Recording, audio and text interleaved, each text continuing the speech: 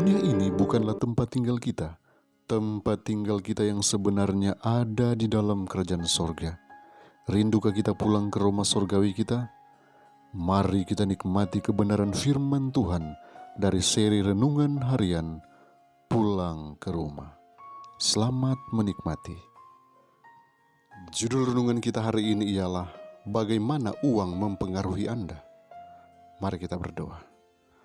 Kami membutuhkan kuasa Roh Kudus-Mu, kiranya boleh menjamah hati pribadi-pribadi kami, agar kami boleh mengerti dan memahami akan firman kebenaran yang siap kami renungkan dalam nama Yesus. Amin. Ayat inti kita hari ini diambil dari Kisah Para Rasul 5 ayat yang pertama. Firman Tuhan berkata, ada seorang lain yang bernama Ananias. Ia beserta istrinya Safira menjual sebidang tanah. Tidak perlu uang dianggap sebagai kutub. Uang mempunyai nilai yang tinggi karena kalau dipakai dengan sebaik-baiknya, itu dapat menghasilkan kebajikan yang dapat menyelamatkan jiwa dalam memberkati orang lain yang lebih miskin dari kita. Apabila digunakan semaunya dan dengan tidak bijaksana, maka uang akan dijerat bagi pemakainya. Orang yang menggunakan uang untuk memuaskan rasa sombong dan ambisinya berarti menjadikan uang itu kutuk, bukan berkat. Uang tetap menjadi suatu ujian kecintaan.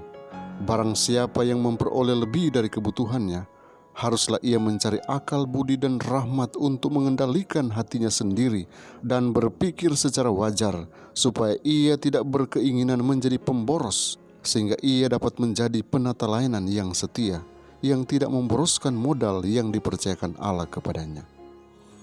Apabila kita mengasihi Allah melebihi segala sesuatu, maka segala sesuatu yang bersifat sementara akan berada pada tempat yang sewajarnya dalam kecintaan hati kita. Kalau dengan rendah hati kita mencari akal budi dan kesanggupan agar dapat menggunakan harta kekayaan Allah dengan sebaik-baiknya, kita akan menerima hikmat dari atas.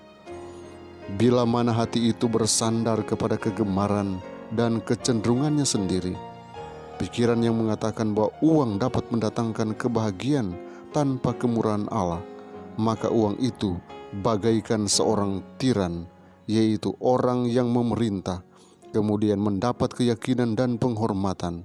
Si pemakainya dihormati sebagai seorang ilah. Kehormatan, kebenaran, kesalehan, dan keadilan dikorbankan di atas mezbahnya. Perintah Allah diabaikan, digunakanlah adat kebiasaan duniawi yang sudah direncanakan Raja Mamon menjadi kuasa yang sedang mengatur. Sekiranya hukum yang diberikan Allah tetap dipelihara, sungguh berbedalah keadaan dunia dewasa ini dalam hal arti moral, rohani, dan jasmani. Sifat merasa diri sangat penting, tentu tidak dinyatakan seperti keadaan sekarang ini. Tetapi setiap orang memikirkan dengan sungguh-sungguh kebahagiaan dan kesejahteraan orang lain. Sebaliknya, yang terjadi adalah terus menindas golongan miskin di bawah tumit besi oleh golongan hartawan. Gantinya pikiran dipakai untuk menyusun rencana, baik dalam hal jasmani maupun dalam masalah rohani. Mereka memperoleh suatu kesempatan untuk berpikir dan berbuat dengan bebas. Perasaan sebagai pemilik rumah mereka sendiri mengilhami mereka suatu keinginan besar untuk mencapai keadaan yang lebih baik. Segera mereka akan mendapat keterampilan mengadakan rencana dan rancangan untuk mereka sendiri. Anak-anak mereka akan dididik untuk memupuk kebiasaan rajin dan hemat, dan cara berpikir mereka pun jauh lebih besar daripada sebelumnya. Mereka akan merasa bahwa mereka adalah manusia, bukan budak, dan akan sanggup meraih kembali sebagian besar rasa hormat dan kebebasan moral mereka yang sudah lama hilang. Seri Membina Keluarga Jilid 1 halaman 354 dan 355. Kiranya Tuhan memberkati kita hari ini. Mari kita berdoa. Bapa di sorga, terima kasih untuk firman kebenaran yang sungguh luar biasa, yang boleh menyentuh hati kami, mengingatkan kami untuk menggunakan dengan bijaksana apa yang Tuhan percayakan bagi kami kami boleh menjadi penata layanan yang setia. Bapa, kami mau melakukan kegiatan kami hari ini. Tolonglah, berikan kekuatan, kesehatan, pegang tangan kami, tuntun langkah kaki kami, agar kami selalu berjalan dalam kehendak-Mu.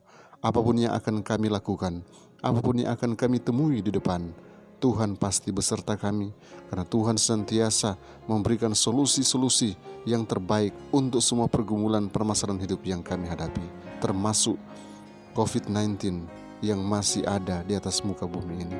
Pertolongan-Mu, penjagaanmu, perlindungan-Mu pasti bagi umat-umat Tuhan, karena kami selalu mengandalkan Engkau dalam melakukan semua aktivitas kami untuk hari ini. Kami siap berkarya bagi-Mu, kami serahkan kehidupan kami hanya di dalam tangan kasih-Mu. Dalam nama Yesus Tuhan dan Juru Selamat kami. Amin.